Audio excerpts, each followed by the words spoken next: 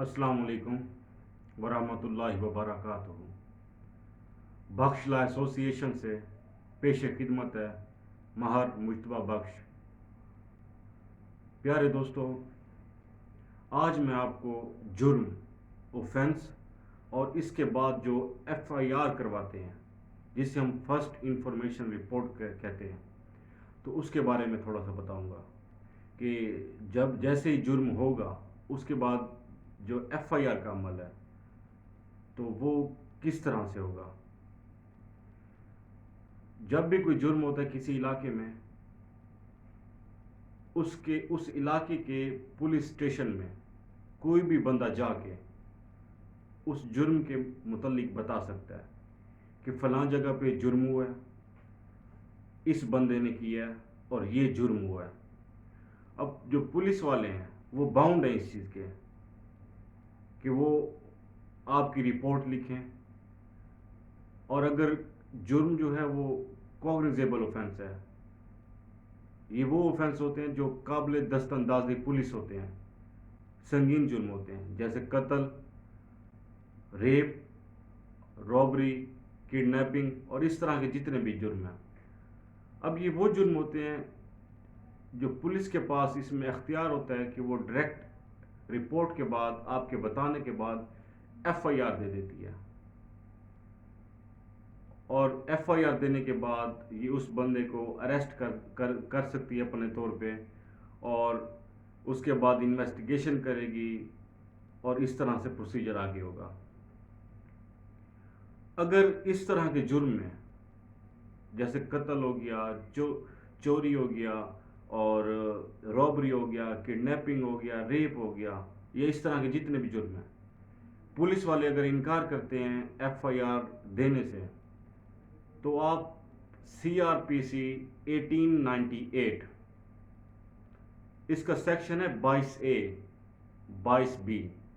जो 22A है वो है जस्टिस ऑफ पीस की पावर है इसमें। अब जस्टिस ऑफ पीस जो होता है वो हमारा सेशन जज होता है, और ये जो सेशन जज होता है ये अपने अख्तियारात 22A के तहत एडिशनल सेशन जज के पास दे देता है, खुद भी रखता है। तो 22A की पावर्स यूज़ करते हुए सेक्शन 54 सीआरपीसी, सेक्शन 55 सीआरपीसी, जो पुलिस की पावर्स हैं, ये सेशन जज के पास आ जाती हैं। अब इस पावर्स को यूज़ करते हुए जो सेशन जज है वो डायरेक्शन देता है पुलिस वालों को कि इस बंदे की एफआईआर काटी जाए। इस जैसे ही वो डायरेक्शन होगी, साथ ही वो पुलिस वाला बाउंड हो जाएगा मस्ट आपकी एफआईआर देने से।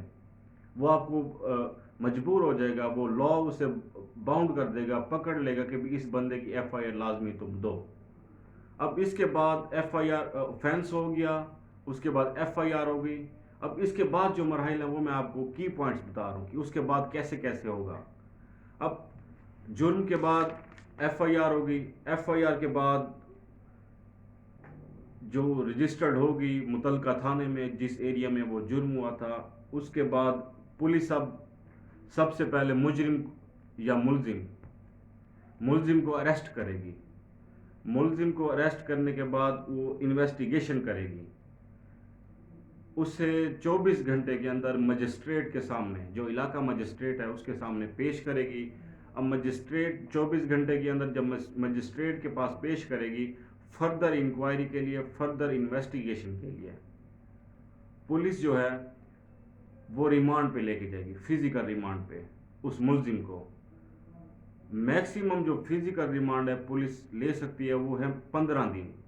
15 दिन से ज़्यादा पुलिस किसी भी मुलजिम को अपने पास नहीं रख सकती।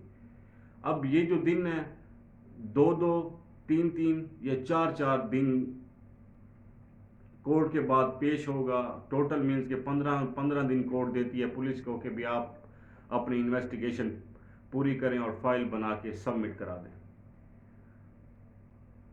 उसके बाद जो है इन्वेस्टिगेशन जो करती है पुलिस, वो सीआरपीसी का सेक्शन है 156, इसके तहत वो टोटल उसकी इन्वेस्टिगेशन करती है। अब इन्वेस्टिगेशन करने के बाद पूरे जो मराहल होंगे कि जो माल मुकदमा है ये सब कुछ जो है اس کی وہ رپورٹ بنا کے دے گی، جسے ہم چارج شیٹ کہتے ہیں۔